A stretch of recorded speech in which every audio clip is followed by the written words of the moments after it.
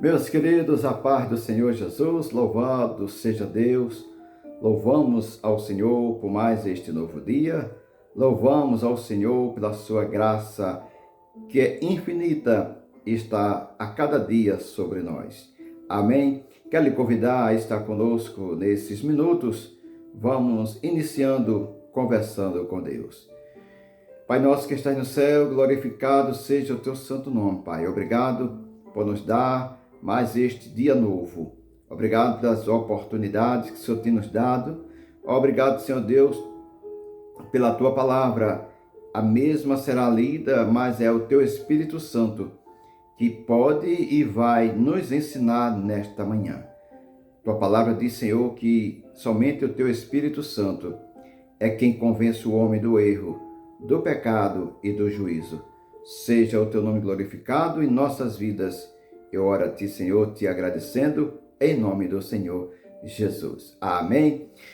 Glória a Deus. Quero lhe convidar a estar meditando conosco. Vamos falar hoje sobre milagre, a multiplicação do milagre. Amém. Abra sua Bíblia, se você dispõe. Livro de 2 Reis, capítulo 4, verso 3 e 4. Então disse ele: vai, pede emprestadas vasilhas a todos os teus vizinhos, vasilhas vazias, não poucas. Então entra e fecha a porta sobre ti e sobre teus filhos, e deita o teu azeite em todas aquelas vasilhas, põe a parte a que estiver cheia. Amém? Glória a Deus. Queridos, quando a gente é obediente ao ensinamento, aquilo que nós ouvimos do homem de Deus, não tem como a gente errar. Estar aqui a ordem do homem de Deus, o profeta Eliseu, diante de uma mãe, diante de uma viúva. A Bíblia diz que o marido desta mulher, ela procurou o profeta, porque o seu esposo já havia falecido, e quando estava vivo, ele contraiu um débito, ou seja, ele contraiu um empréstimo. Não diz a Bíblia para quê. Talvez tenha sido para a cura de alguma enfermidade. Não diz a Bíblia qual foi a finalidade desse empréstimo. Na verdade, ele morreu, mas a dívida ficou viva para que a sua esposa ou os seus filhos viessem de alguma forma pagar a dívida.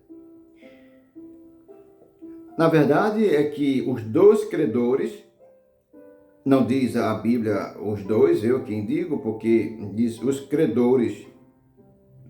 Os credores vieram para tomar os seus filhos, para levar os seus dois filhos. O credor veio para levar seus dois filhos, caso a dívida não fosse paga. A mulher entrou no parafuso, a mulher entrou em desespero. Claro, qual a verdadeira mãe que abre mão dos seus dois filhos, mesmo que seja emprestado por um pouco tempo? No livro de Levítico fala sobre isso. Quando alguém contraísse uma dívida e não pudesse pagar, os filhos seriam levados cativos, trabalharia como escravo por um período de 7 anos. Depois que finalizar o prazo, o período, seria devolvido o filho ou os filhos, dependendo do tamanho da dívida. Não diz a Bíblia a idade dos filhos. Na verdade, a mãe, essa mulher viúva, ela tomou a decisão. Creio que ela pediu um tempo para que a dívida fosse paga. Não diz também se a dívida já tinha expirado ou quando o credor, sabendo que o devedor havia morrido, veio cobrar a família. Essa mulher, ela entrou em desespero e foi procurar o homem de Deus. Primeiro, ela chega dando a notícia, dizendo também a respeito do seu esposo, porque seu esposo era conhecido do profeta Eliseu. Ele era discípulo do profeta.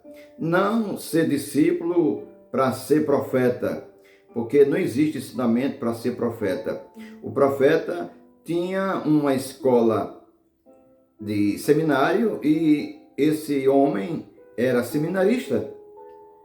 Mas, quando ela chega contando a situação diante do homem de Deus, ele faz uma pergunta: o que tens em casa?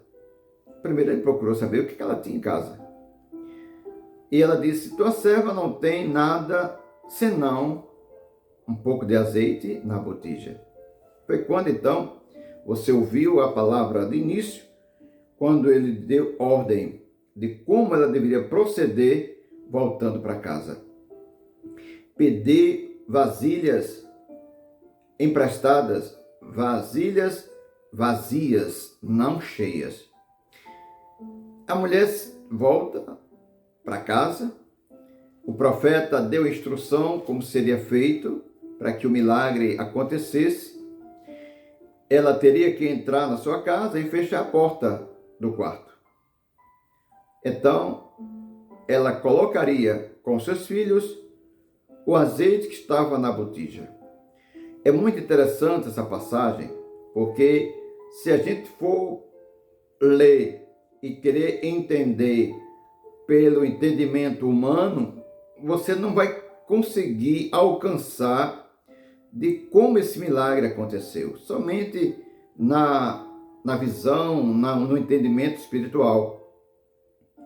Aquela mulher obedeceu a ordem do profeta. Voltando para casa, fez de acordo com o que ela ouviu, a instrução dada, a instrução recebida. Todos os vizinhos lhe ajudaram naquele momento e graças a Deus, porque ela tinha um bom relacionamento com seus vizinhos. Imagina se ela não tivesse um bom relacionamento, se ela fosse entregada com aqueles vizinhos, ela não teria como buscar os instrumentos para serem bênçãos na sua vida. As vasilhas chegaram no momento certo.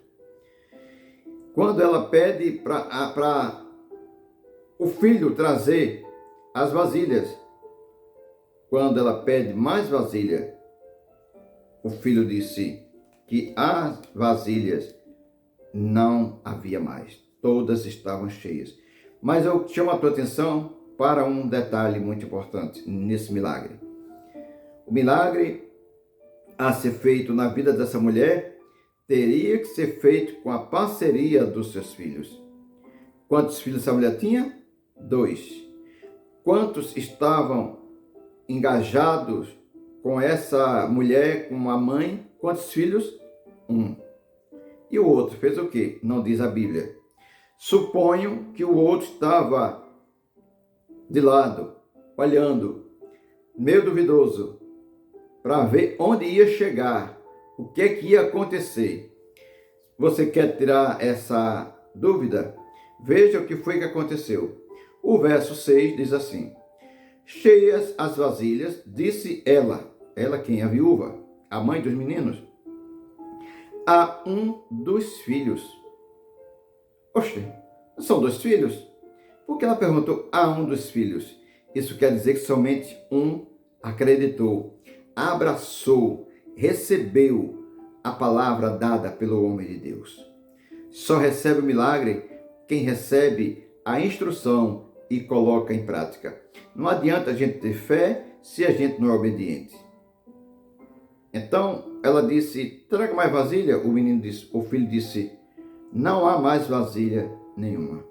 E o azeite parou. Sabe o que aconteceu? Aquela mulher, ela foi a mulher sábia. Além de buscar o homem de Deus, ela agora voltou e foi dizer ao profeta. Quando ela disse ao profeta, veja o que foi que ela recebeu pela obediência que ela teve de fazer de acordo com o que ela ouviu. O problema da gente hoje é que a gente não faz como a gente ouve do homem de Deus. A gente ouve, mas faz da nossa parte. A gente quer atalho, a gente quer algo mais fácil. E não é assim que acontece. Quando ela foi, então ela fez saber o homem de Deus, e sabe o que foi que ele disse para ela? Vai, vende o azeite e paga a tua dívida, e tu e teus filhos vivei do resto. Glória a Deus, aleluia, isso é Deus, esse é que é Deus, um Deus que se compadece dos seus filhos. A mulher, ela ficou desesperada e, claro, qual a mãe que se satisfaz, tem prazer de abrir mão dos seus filhos? Filhos são heranças. Mesmo que o pai ame o filho, mas a mãe é mãe, porque a mãe foi quem gerou seus filhos no seu ventre. Qual a mãe que não faz o melhor para os seus filhos? Então aquela mãe evitou que seus filhos fossem levados cativos, embora por um período curto, de 7 anos, mas ela decidiu buscar uma solução definitiva. Buscando quem? O homem de Deus. Ela compreendeu que o profeta Eliseu era a boca de Deus na terra. E ela foi abençoada.